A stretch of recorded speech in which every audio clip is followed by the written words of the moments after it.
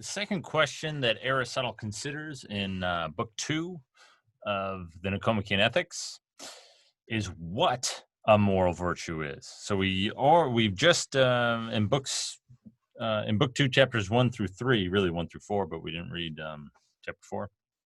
Aristotle considers how a moral virtue is acquired, and now we're going to consider what a moral virtue is. Book 2, chapter 5, Aristotle identifies moral virtues as a disposition of the soul. It's a disposition of a person, right? A moral virtue is a particular kind of disposition. It's a state of someone's soul, so we might call it a state of character that disposes someone to behave in a particular way. Aristotle gets a little bit more specific in Book 2, chapter 5. He says that they're dispositions to feel passions or emotions, feelings, right? Our translation uses the word passions, but you could just as easily use the word emotion. Things like anger or fear or whatever, right? A moral virtue is a disposition to feel passions and to engage in actions in a particular way.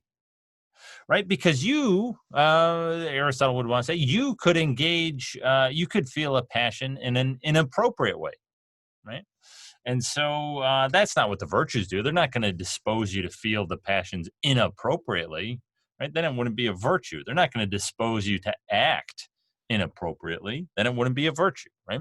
And so the moral virtues are going to be dispositions to feel passions and to engage in actions in some particular way, some particularly virtuous way. Well, what way is that? That's what Book 2, chapter 6 addresses. So Book 2, chapter 5, fairly short, fairly straightforward. It establishes that moral virtues are this kind of thing. They are a disposition. They're like a disposition, a state of character, right? You're disposed to act and feel in a particular way. That's in general what a moral virtue is. But now let's say a little bit more about how they dispose us to act, how exactly they dispose us to feel. That's Book 2, chapter 6, and that involves one of the most famous doctrines from Aristotle's Ethics. It's called the doctrine of the mean. The doctrine of the mean answers that question. That question, what way? The doctrine of the mean offers the answer.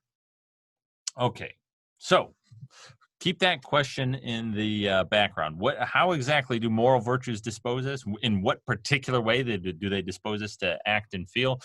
We'll put that to the side for now, and we're going to focus on understanding this thing called the doctrine of the mean. Aristotle doesn't call it the doctrine of the mean. That's what people writing about Aristotle call it. That's what I'm going to call it, doctrine of the mean. Okay, what is this? What is this? What does it state? Let's build up to it. What Aristotle notes is that in our passions and actions, excess and deficiency are possible. It's possible for our passions or actions to be excessive or to be deficient. And he identifies, right in this, you can just pick this off the words, right? But he'll switch between talking about excess and then talking about too much. Excessive, too much, go together, same thing. So an example of this, right? So this is still kind of excess, deficiency, passions, and actions. And let's take one particular passion. Fear. Yeah. That's a passion, that's a feeling. And what Aristotle is saying when he says in our passions and actions, excess and deficiency are possible, it's possible to feel fear excessively and to feel fear deficiently. So let's give examples of both those things. Excessive fear, too much fear. Let's say there I am. I'm just kind of hanging out there, biding my time, and a mouse walks up. Yeah. And let's say my reaction to the mouse is to just start shrieking uncontrollably, right? I can't even stand it. I'm so terrified of it. And I run away and I hop up on a table and I, whatever, break the glass windows with my high-pitched wails. That's a bit much. That's a little bit too much fear. I mean, mice, they're not really that objectively terrifying. And if I'm shrieking like crazy over the sight of a mouse, well, that's a little bit too much. That's tone it down, Jeff, right? There he is. He's dancing. Right? So shrieking uncontrollably at the sight of a mouse, that's excessive fear. That's too much fear. Mice aren't that dangerous, right? That's what Aristotle's talking about. Take deficiency now. That Aristotle identifies that with too little, right? And that makes sense. Deficient, not enough, too little. It's possible to feel or to act deficiently in a way that is too little, right? So take fear again. Let's say there I am at my home. I'm in a chair in a corner. I don't have much furniture apparently. And I got a chair though. I'm reading the newspaper like a responsible adult. And there I am. And then bam, right? What was that? It's a lion. And a lion breaks into my house. What do? I see the lion. I'm reading my paper and I see the lion over there. And let's say, he looks pretty angry. He looks like he's looking to eat a guy. And, but I just go back to reading my paper. I don't really care about that. I'm reading my paper, right? I'm just, I don't feel any fear. I'm just totally unperturbed.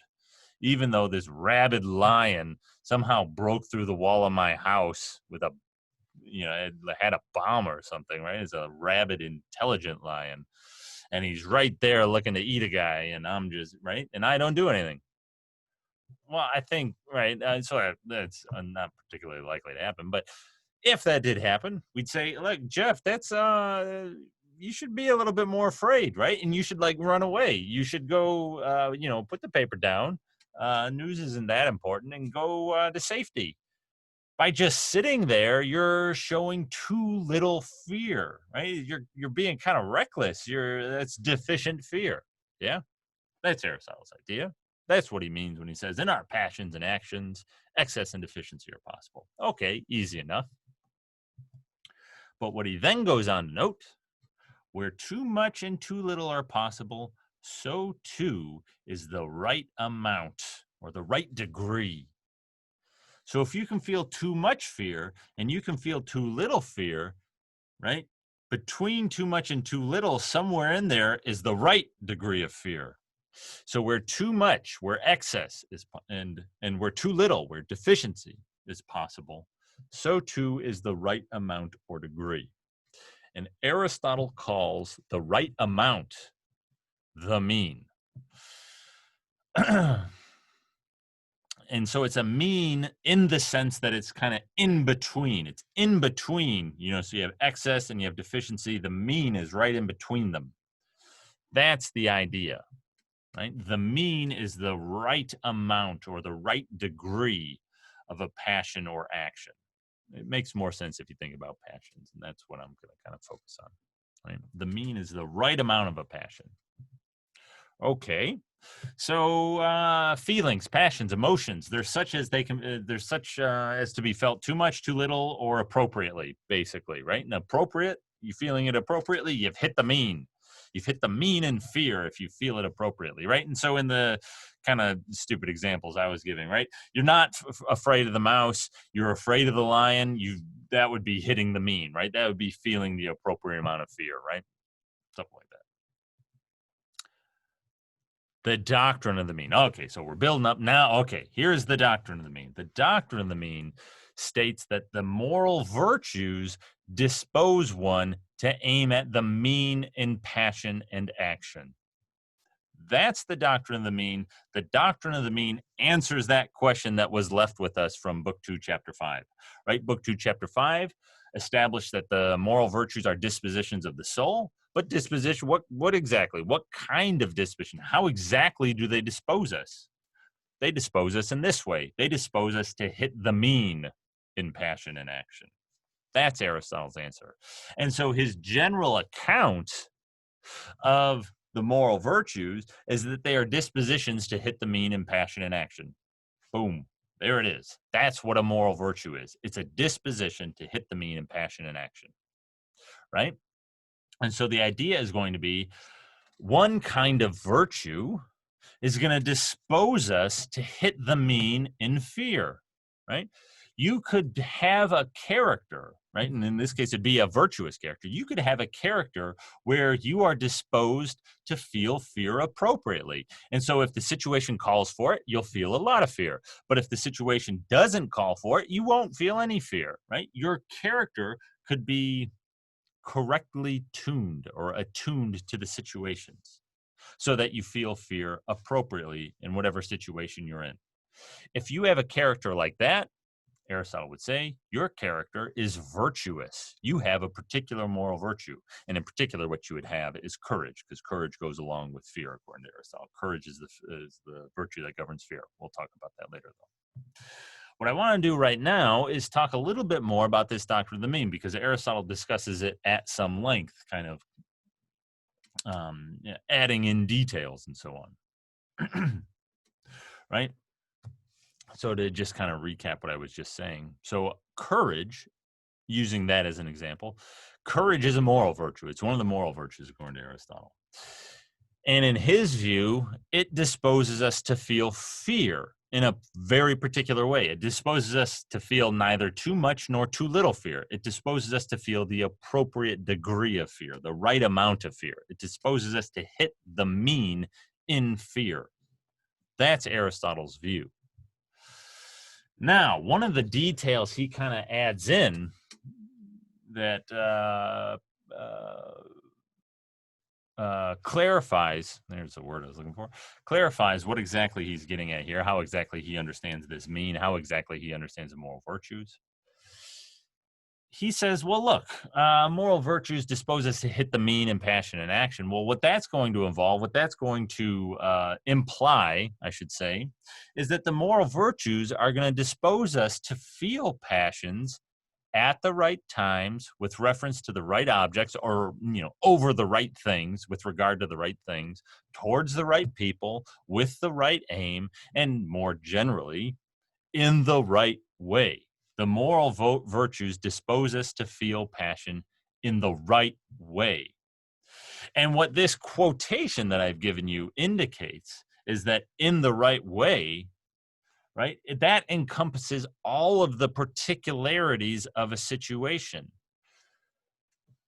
The appropriate amount of fear to feel in one situation might be very different from the appropriate amount of fear to feel in another situation. It depends upon the times, the objects, the people, the aim, blah, blah, blah, blah. All these particular facets of the situation. It depends upon the circumstances, right? The particularities matter. And so given your particular situation, it may be appropriate to feel a lot of fear, but given some other particulars, no, it wouldn't be, right? What determines how much fear is appropriate is in large part the circumstances. That's what he's getting at with this quotation. This leads to two important points concerning the mean, and so concerning moral virtue. First, according to Aristotle, there is no general rule for determining where the mean is. The way some commentators on Aristotle put this, there's no decision procedure for finding out where the mean is. And what that means is that according to Aristotle, there's not just like some general moral principle that we can kind of carry around in our back pocket and apply and so act appropriately. There's no general rule for how much fear you should feel. And any attempt to formulate, maybe you could formulate some rules of thumb, maybe, but there's not going to be any definitive, infallible, general moral principle that we could apply to figure out how much fear to feel. For example, you might think, never feel fear of mice or something like that. Maybe that's a general moral rule. Well, no, not really. I don't know. Let's say a 80-pound mouse bombs your house and comes through the wall or something, I'd be pretty afraid. It might be appropriate to be afraid of that mouse, or whatever, right? Depending upon the circumstances, any general rule that you might formulate could turn out wrong, right? There might be, for any general rule that you might try to formulate, Aristotle would say, there's probably some circumstance in which it fails to hold, in which it would lead to the wrong result. Well, that raises the question then, well, how do we figure out what the mean is? How do we know where the mean is? How do we determine where the mean is? That's a question that Aristotle is going to answer later in book 6. So you have to come back next week to figure out the answer to that one.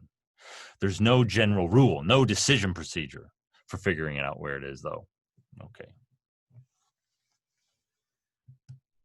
Second, Aristotle claims that the mean is relative to us. And at first glance, you might think that Aristotle seems to be espousing some sort of relativism, which we looked at earlier, right? That he seems to be maybe some sort of individual relativist, right? There's nothing about culture, right? So that doesn't seem to be an issue. And he's saying relative to, relative to you, relative to me, or something like that. And so maybe it seems like you might think Aristotle's a kind of relativist. No, he's not. That's not what he's doing here. He is not a moral relativist, an ethical relativist. When he says the mean is relative to us, he's not saying that. What he's saying is that where the mean is going to what really part of what he's doing here is he's saying that where the mean is depends upon your particular circumstances, and more particularly depends upon, to a certain degree, you, not your beliefs and what you really think and what you, no, it depends upon your circumstances and who you are. So a couple of examples.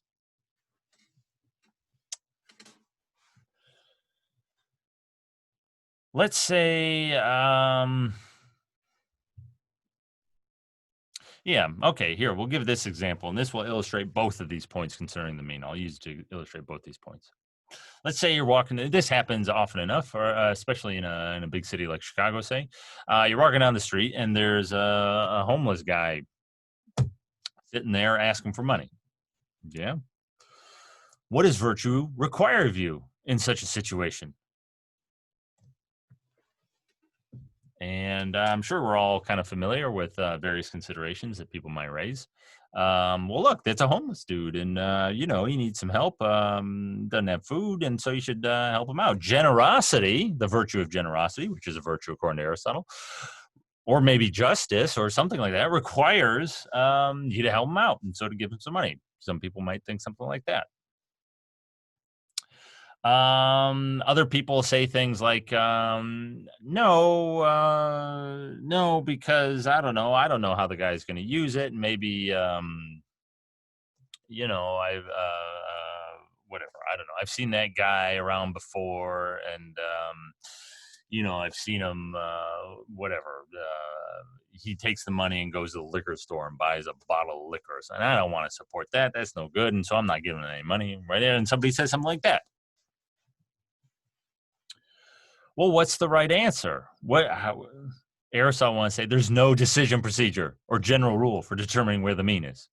It depends upon the particular circumstances, right? And so Aristotle wants to say you can't give a correct general answer to a question like that.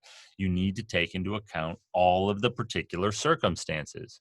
And so I think Aristotle wants to say, yeah, maybe what would be relevant for figuring out what generosity or justice requires in such a situation is other kind of social services available in the area. Right. And, if there are no or inadequate social services available for helping this individual, well, yeah, then maybe that puts more of an onus on you to help them out. And so to be generous to them. Maybe another factor that's going to be relevant, right? And so that's going to be something where it really depends upon the very particular circumstances that you find yourself in there, right? Maybe another relevant factor is going to be, yeah, maybe your kind of past interactions with this guy, and whatever you know about him, and so yeah, if you have seen the guy using the money in destructive, self-destructive ways, well, then yeah, maybe that enters into the equation, and that would be a relevant particular bit of information that determines or helps determine whether or not it's appropriate to give money to the guy. Right. So those would be illustrations of that first point there. There's no general rule, right? You just have to pay attention to the particulars of the situation. One more of the relevant particulars, however, is going to concern you. And so there are all kinds of things that might get raised here, but here's the one I'll focus on since it's the easiest. What generosity might require in this situation is going to depend upon how much money you have.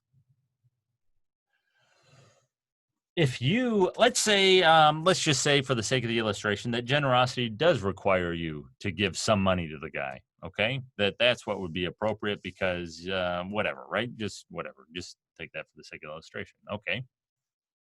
Well, what exactly does generosity require? If you are a independently wealthy, you know, you got $1 billion in your bank account. Well, if you have a billion, I don't know, right? You probably don't keep $1 billion in a bank account.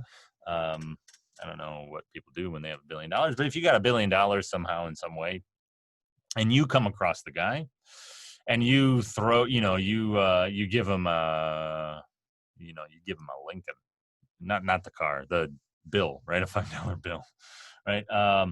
That's you might think, oh, come on, that's not really generous. What is that to you? That's nothing, right? If generosity requires you to assist this person in this particular situation, this particular person in this particular situation, and you have $1 billion, right? $5, that's not generous. I mean, if anything, that's stingy. What are you doing, right? Your wallet is overflowing with what? Franklin's, Benjamin, I don't know what people say, right? And you're just right there. Yeah, $5 is nothing. By contrast, right? And so that's not generous. By contrast, let's say you're another homeless person and you don't have hardly any money. In fact, all you have, let's say you have $10. Yeah, you have two Lincolns. And you come across this guy and you give, and yeah, okay, generosity might require you, and you give him $5. Yeah. That might be super generous. That might be really, really generous. So notice the difference. These two people, the billionaire and then this homeless person who comes and helps out, they're both giving $5, right? They're both doing in some sense the same thing, giving $5. But one of these actions is not generous at all or hardly at all, and one of them is incredibly generous, right? This is what Aristotle is getting at when he says the mean is relative to us. What generosity requires, what specifically requires, depends in part upon our particular situation. And so if you've got $1 billion, generosity might require you to give, a lot of money, a lot more money, or to do, whereas if you've only got $10, right? I mean, maybe it requires you not even to give $5. Maybe it doesn't require you to give any money at all. But if you give $5, yeah, that's super generous. Yeah. And so it's relative to us in that sense. Depends upon your personal situation, how exactly you are situated in the situation, right? And so this is going to be another reason why you can't give any kind of general rule or principle for how we're supposed to behave. Because any general rule or principle is going to abstract away from, or it seems like it would, in all likelihood, abstract away from personal circumstances. But personal circumstances are relevant for determining where the mean is and what is appropriate for someone to do, or what's inappropriate for them to do, for that matter. That's Aristotle's doctrine of the mean. That's his general account of what a moral virtue is. It's a disposition to hit the mean in passion and action, to feel the passions appropriately and to act appropriately, right? That's the idea.